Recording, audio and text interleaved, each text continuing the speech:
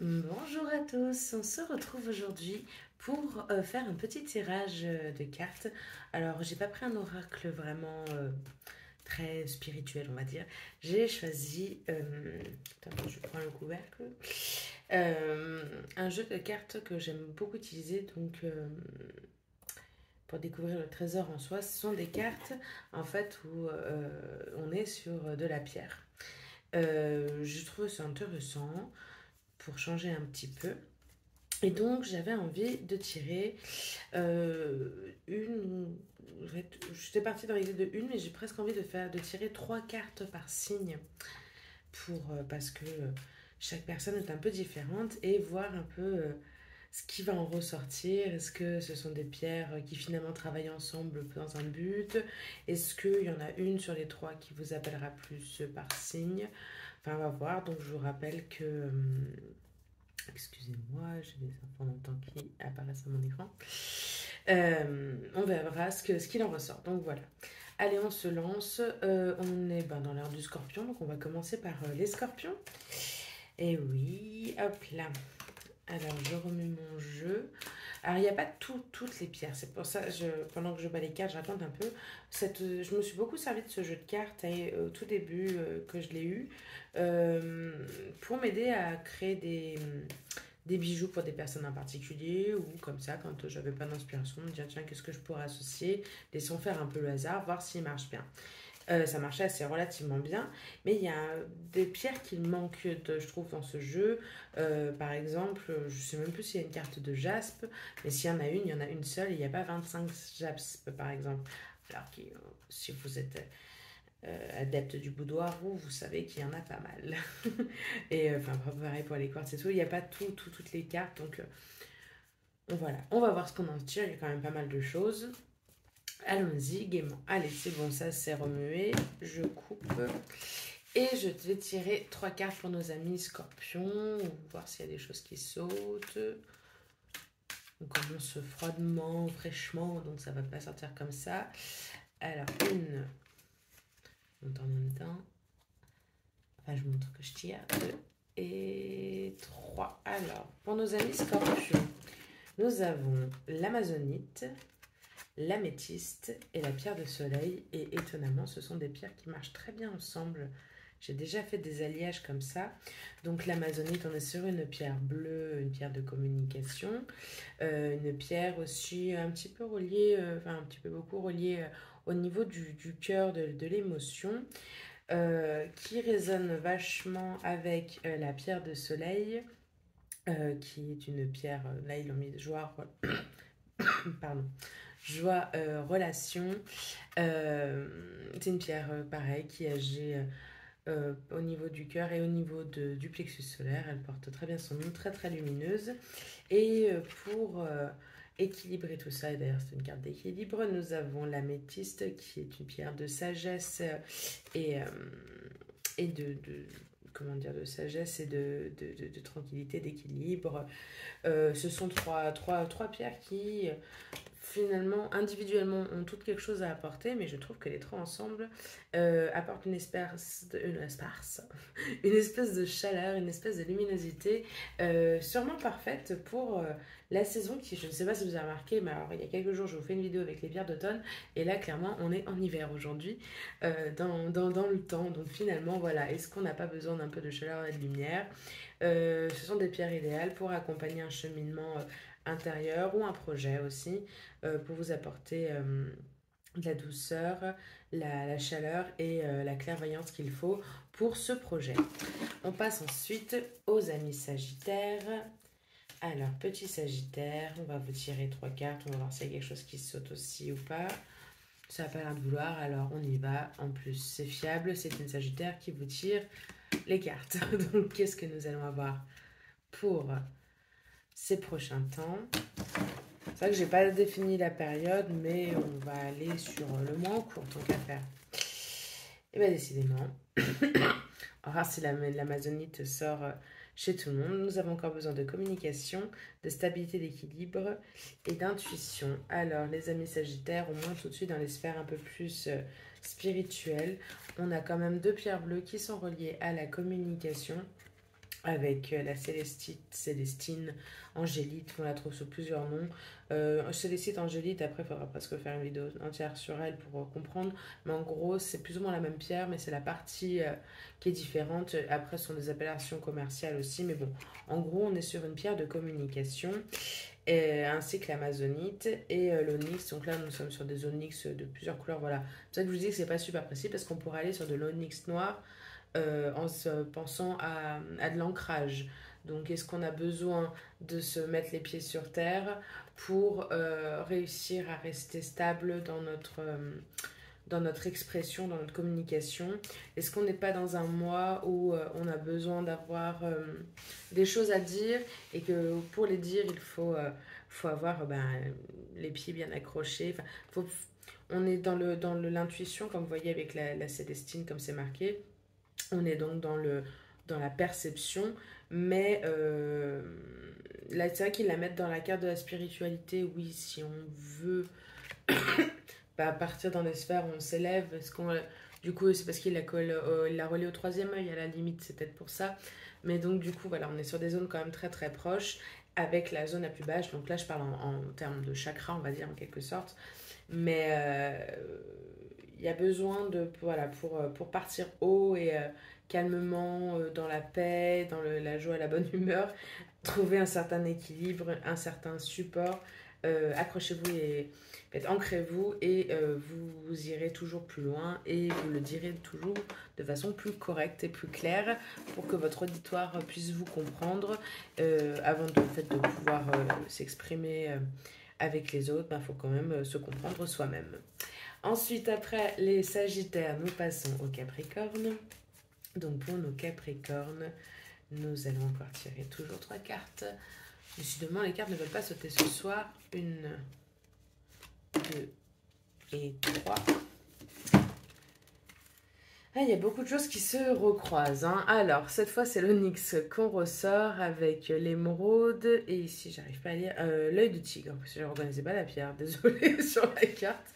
J'ai eu un moment de qu'est-ce que c'est. Donc, nous sommes à quel niveau? Nous sommes plutôt vers le bas cette fois hein, avec les Capricornes. Après, les Capricornes, ce ne sont pas des personnes...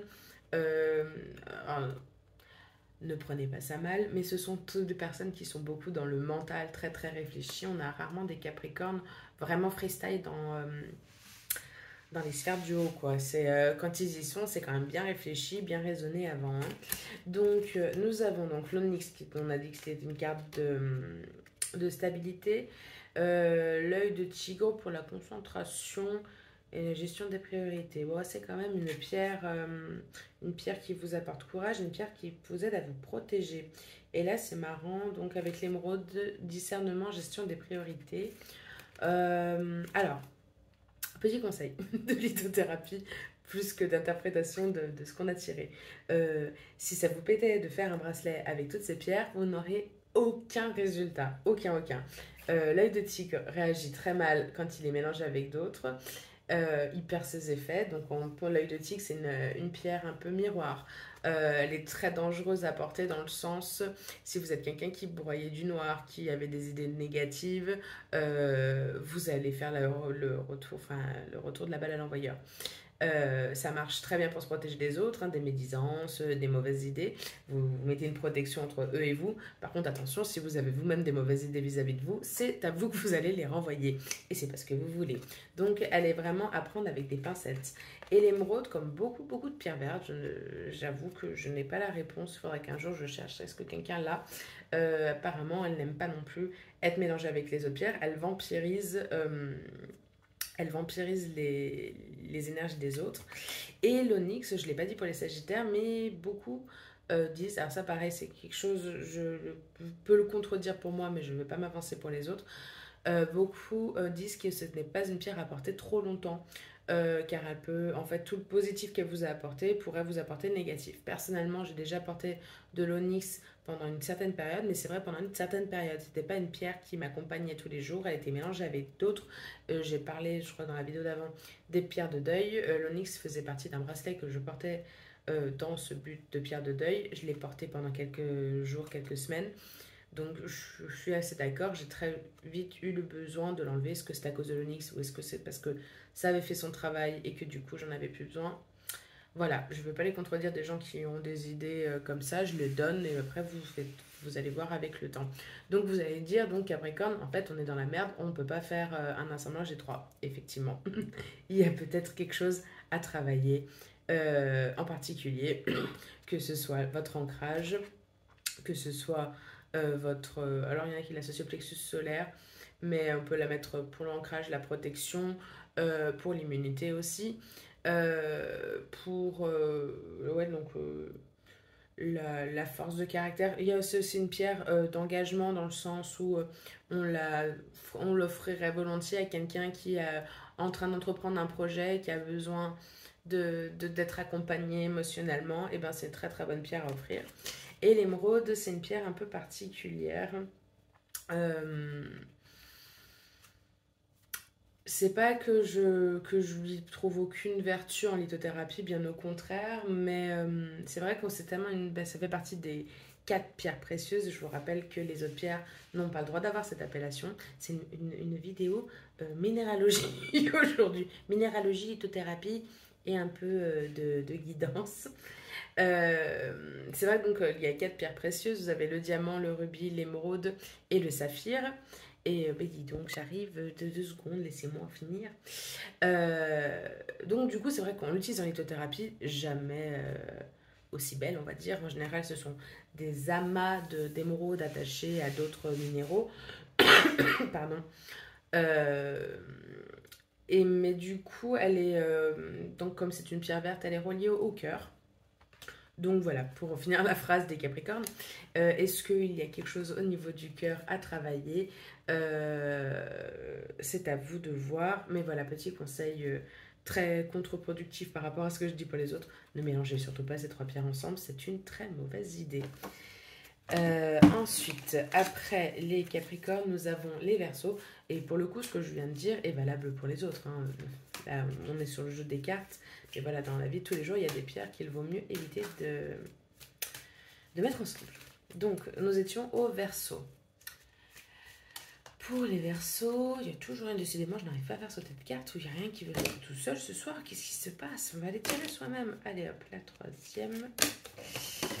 Alors, nous avons le quartz, ou on va dire quartz cristal de roche. Et c'est pas la même chose, presque quand même, on n'est pas très loin. L'épidolite, elle est verte sur l'image, j'avoue que j'ai plus l'habitude de la voir violette, mais bon. Et ensuite, voilà, nous avons un jaspe jaune. Celui-là, lequel c'est? C'est un faux jaspe paysage. Bref, alors, pour la spiritualité, la méditation, le quartz, c'est pour ça que j'ai plutôt envie d'aller sur une idée de cristal. Ouais, les quartz, les deux, ça marche aussi. Pour la lépidolite, gestion des priorités et la sérénité. Et ensuite, pour le jaspe jaune, ambition, vision. Alors, oui, des fois, oui, vous allez me dire, elle utilise un jeu, elle n'est pas d'accord avec. Il y a ce qui est écrit sur la carte et il y a mes habitudes, mes ressentis et ma façon de voir les choses. On est clairement, finalement, c'est très cohérent avec les Verseaux, sur de l'observation, sur prendre de la hauteur. Les Verseaux ont l'air de rentrer dans une espèce de période d'introspection, d'observation, de reprise de possession de soi, de se poser dans le temps et l'espace, dans le temps, dans la vie de tous les jours, et dans l'espace, d'aller peut-être visiter des sphères plus hautes, en méditant, en prenant le temps d'apprendre, de lire, de discuter aussi. Mais il y a quand même une espèce d'idée de travail seul. Mais après, pourquoi pas un travail de groupe, on n'est jamais trop, comment dire. Il y en a qui vont dire jamais mieux servi que par soi-même, mais non, faut pas être, trop solitaire pour certaines choses. Il y a une espèce de retrouver une cohérence entre vous et les autres pour vous aider justement à y voir plus clair, à aller voir peut-être des choses que vous n'avez pas encore vues. Il y a quand même une sacrée idée, votre vision et spiritualité, voilà, il y a beaucoup d'observations. et prendre le temps et dans le calme et la bonne humeur. Après les Verseaux, nous avons les Poissons. Alors, pour les Poissons, c'est marrant, avec toutes les cartes qu'il y a, j'ai l'impression de tirer les mêmes depuis tout à l'heure. Alors, hop. Une, décidément. Deux. Et je sais pas pourquoi j'ai pas fait comme ça depuis dès le départ. Et 3. Mais vraiment, je vous jure, j'ai vu combien de cartes, mais il y a 44 cartes quand même, hein, mais j'ai sorti les mêmes. Alors, nous avons de l'émeraude, de la cornaline et la pierre de soleil. Alors, vous avez compris l'histoire? Ici. Clairement, il y a deux équipes chez les poissons. Ces deux pierres marchent très très bien ensemble, cornaline et pierre de soleil. Cornaline, on est plutôt au niveau du chakra sacré. On est sur le côté charnel, sur la vitalité, sur l'énergie, sur le bien-être et la joie. Voilà, c'est une histoire de rayonnement d'un côté. Et de l'autre côté, peut-être avec l'émeraude, quelque chose de plus au niveau du cœur. Alors, est-ce que, oui, dans l'idée, on parle de pierre rendure, mais dans les idées, les trois cartes sont très cohérentes ensemble. Discernement, discernement, vitalité et joie, c'est aussi retrouver son pouvoir créateur, son feu sacré et finalement sa bonne humeur. Voilà, se faire confiance. Je pense que c'est ça pour les poissons. Oui, on est chez les poissons. Hein. Euh, apprendre à redevenir maître de soi, de son destin et se faire confiance. La lumière est en vous, faites-la sortir, elle est là pour briller. En fait, je crois que c'est quelque chose que vous aviez eu, qui vous avez suivi tout au long de l'été. Vous êtes un peu un phare pour les autres. Soyez d'abord un phare pour vous-même et vous verrez, tout le reste suivra. Après, oula, après les poissons, nous avons les béliers. Donc pour les béliers, qu'est-ce qu'on va leur sortir? Alors, c'est quoi, c'est une topaze? Ah non, pardon, une citrine. Excusez-moi, elle était tellement jaune bizarre que... citrine. C'est quoi de la tourmaline d'obsidienne? De l'obsidienne. Noir sur noir à travers un écran, c'était dur à reconnaître. Et la tourmaline. Ah bah voilà, finalement on y est. Bon, elle est rose, mais on est quand même sur des idées. Alors, citrine, tourmaline, obsidienne. C'est ça qui marche ensemble, on va dire, dans les idées. Ne vous fiez pas à la couleur, la tourmaline. Étymologiquement, ça veut dire toutes les couleurs. Donc du coup, on peut mettre la couleur qu'on veut dans la tourmaline.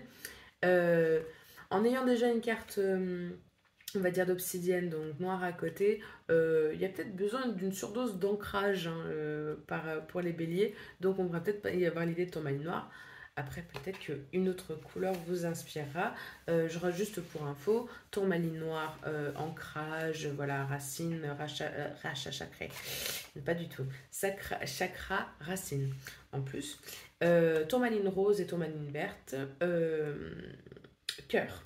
Et après, un plus verte, cœur, connexion à la nature. Et plus rose, émotionnel, ben, le cœur dans toute sa splendeur. Un petit peu pour changer du quartz rose ou de la rhodonite. Ensuite, citrine, transformation, croyance, obsidienne, force réussite. Donc, il y a une histoire d'ancrage. Pour la tourmaline, c'est quoi? Rêve, passion, positivisme. Voilà, on y croit, on se pose et on avance dans la chaleur de la citrine qui nous relie aussi au plexus solaire. Donc, et on pense à l'immunité, mais on peut penser aussi au rayonnement, au fait d'être présent, d'être là. Croyez en vous aussi, pareil, vous avez la force, vous avez pour une fois peut-être l'ancrage qu'il faut pour avancer, pour aller vers les autres. L'hiver ne veut pas dire que c'est une période complètement morte, bien au contraire. On rentre dans l'intérieur, dans notre intériorité, mais du coup, c'est les moments où aussi, finalement, oui, on se retrouve plus sur la plage ou sur les terrasses de café pour aller boire des cafés, mais on commence à faire peut-être les goûters de fin de balade d'automne le week-end. On commence à s'approcher des fêtes de fin d'année, donc les moments de convivialité. L'hiver et l'automne ne sont pas des périodes où on se coupe du reste du monde, bien au contraire, finalement. Il faut juste apprendre à gérer les moments pour soi et les moments avec les autres. Mais du coup, voilà, Bélier, vous avez tout ce qu'il vous faut pour briller en société finalement et en gardant peut-être une certaine cohérence avec vos envies et vos idées. Après les béliers, nous reprenons le tas et nous allons faire les taureaux. J'ai plus d'ongles. Donc j'arrive pas à attraper la... Voilà, c'est bon. J'arrive pas à attraper la dernière carte. Alors on remue. Je veux bien mélanger parce que vous allez penser que je ne mélange absolument pas. Mais je vous jure que si. Je mélange mes cartes. Hein. Donc pour les taureaux, pour la prochaine période, donc novembre, qu'est-ce que nous allons avoir? Alors, émeraude, voilà, ça c'est fait. C'est quoi, tanzanite? Sodalite, je ne vois pas du tout à travers l'écran. Et enfin, améthyste, oui. Améthyste, sodalite et émeraude. Alors, on redit l'émeraude, gestion de priorité et discernement. Améthyste, équilibre, sommeil, améthyste. Je ne sais plus qui au début l'a eu, améthyste. C'est le premier signe, ça doit être les scorpions. Et ensuite, sodalite, éveil, spiritualité. La sodalite, je la relie plus volontiers, personnellement, au chakra de la gorge qu'au troisième œil. Mais voilà, on a quand même une espèce de cohérence. Voilà, si vous voulez jouer avec les chakras, on est dans cet ordre-là. Couronne, gorge, ou au troisième œil comme vous voulez, et cœur. Donc on est sur les sphères du haut avec les taureaux. Et du coup, il y a peut-être un certain... Là, justement, sommeil, est-ce que c'est pas le contraire? Enfin, justement, vous avez sommeil et éveil avec discernement. De possibilités, de clés de lecture. Soit, c'est en fait, vous êtes en train de vous endormir sur vos lauriers, soit au contraire, vous êtes en train de vous réveiller, prendre de conscience de certaines choses. Il faut juste peut-être apprendre à regarder dans la bonne direction et à se fier à ce que sont ressentis et aller vers, se fier surtout à l'endroit où on veut aller. Donc, est-ce que vous préférez commencer votre hibernation ou au contraire, vous préférez commencer à vous ouvrir, à vous éveiller? Il y a une grosse notion de spiritualité, mais je pense qu'on peut tout à fait raccorder ça à une situation actuelle, bien matérielle. En gros, est-ce que vous avez envie de vous faire balader par quelqu'un ou est-ce qu'au contraire, vous y voyez très clair et que vous savez très bien lire dans le jeu des autres? Voilà, vous nous direz ce que vous avez décidé de faire les taureaux par la suite. Et donc après taureau, nous avons les gémeaux. Oui. Donc les petits gémeaux. J'ai oublié personne, j'espère. Alors, gémeaux. Hématite. Onyx encore. Donc en plus de la tourmaline de l'obsidienne. Ah non, ça va, c'est traîne. Bah, c'est presque le même jeu que les... dans les énergies, c'est presque le même jeu que les... C'était le bélier, je crois. Donc on est sur des pierres un peu d'ancrage avec l'hématite et l'onyx. Et de l'autre côté, une pierre du plexus très rayonnante. Donc du coup, pareil. Alors après, l'hématite, pareil, on peut la relier à tout ce qui est sanguin. Et au cœur. Donc, eux, ils le mettent en communication, confiance.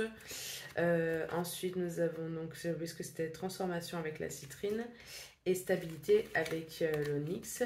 Donc, du coup, pareil, il y a une espèce d'évolution vers une stabilité. On dirait la meuf, elle répète les mots des cartes, mais des fois, le mot est clair et bien, alors autant s'en servir.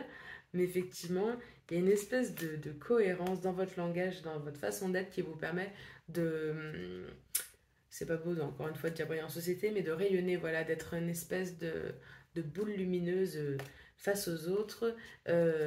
C'est aussi une façon de prendre confiance en soi aussi finalement en regardant bien. Il y a une espèce d'ouverture qui fait que vous pouvez le faire, vous avez ce qu'il faut, vous avez les capacités et vous avez l'enracinement qu'il faut pour aller vers cette lumière et en gros en fait être la lumière vous-même.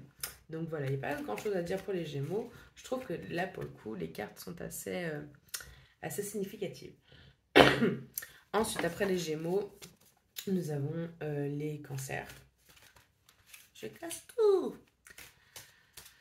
Alors, Cancer. Oh non, allez, hop, on se refait l'onyx de la marcacite pyrite, on va dire. Hop là. Et 3, la citrine. Allez, décidément, la citrine, elle est chez tout le monde. Hein. Nous sommes dans la lumière avec les cancers, avec la stabilité. je vais un peu faire un copier-coller de ce qui a été dit pour les Gémeaux juste avant. Euh, on a clairement tout ce qu'il faut là où il faut. Il y a une espèce de lucidité, voilà, bah, pleine conscience, lucidité. J'étais en train de lire sans lire. Il y a une espèce de clairvoyance, une fluidité dans vos actes qui est due au fait que vous avez peut-être enfin un peu travaillé sur vous et que vous avez un petit peu remis les pieds sur terre. C'est bien d'être descendu d'un niveau pour vous mettre au niveau de tout le monde. C'est pas se rabaisser, c'est vouloir être dans le partage et pouvoir communiquer avec le maximum de personnes en étant clair, en étant lumineux, en étant lucide et en ayant peut-être une bonne idée à véhiculer. Et profitez-en, apparemment on est prêt à vous écouter les cancers. Ensuite les lions, je ronronne, je suis désolée. Et ensuite il nous restera quoi? Vierge et balance. Hop là, les lions. Alors, si je ressors l'onyx... Non, c'est bon, vitalité c'est quoi? Cornaline? Oui. Cornaline pour les lions. C'est quoi? La cyanite.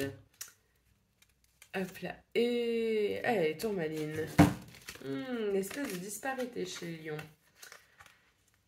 Être, faire, être dans le matériel ou aller dans l'ouverture, comment dire, se mettre par rapport, enfin, être en accord avec les autres, en gros. Faire ce qu'on a envie de faire ou faire ce que les gens voudraient qu'on fasse. Tout ça en étant au milieu, soi-même les deux pieds bien dans le sol. Est-ce qu'il n'est pas possible finalement de réussir à faire les deux en prenant le temps de s'écouter et d'équilibrer la situation plutôt qu'absolument vouloir faire ce qu'on veut ou obéir aux ordres? Franchement les lions, vous n'êtes pas du genre à obéir aux ordres, mais du coup voilà, il y a une espèce d'énergie très très très forte de ce côté avec la vitalité de la cornaline et de l'autre côté quelque chose de plus doux, de plus tempéré avec la cyanite, une très jolie pierre bleue d'ailleurs, qui représente ici les valeurs et en plein milieu votre atout majeur, la force de caractère du lion. Finalement, peut-être en jouant un petit peu avec la lumière, vous mettez le orange et le bleu en mélangeant, finalement on obtient peut-être allez, pas du noir, ok, on obtient du marron, mais on obtient quelque chose de plus sombre qui se rapprocherait peut-être du noir. Du coup, voilà, est-ce qu'au final, les lions, à force de vouloir être l'un ou l'autre, vous ne seriez pas un ensemble, un équilibre? Ouais, je sais, c'est dur avec vous d'obtenir un équilibre, mais vous pouvez y arriver. Allez, ensuite, nous avons les vierges. Alors, pour les vierges, quelle pierre pourrait vous accompagner au long de novembre?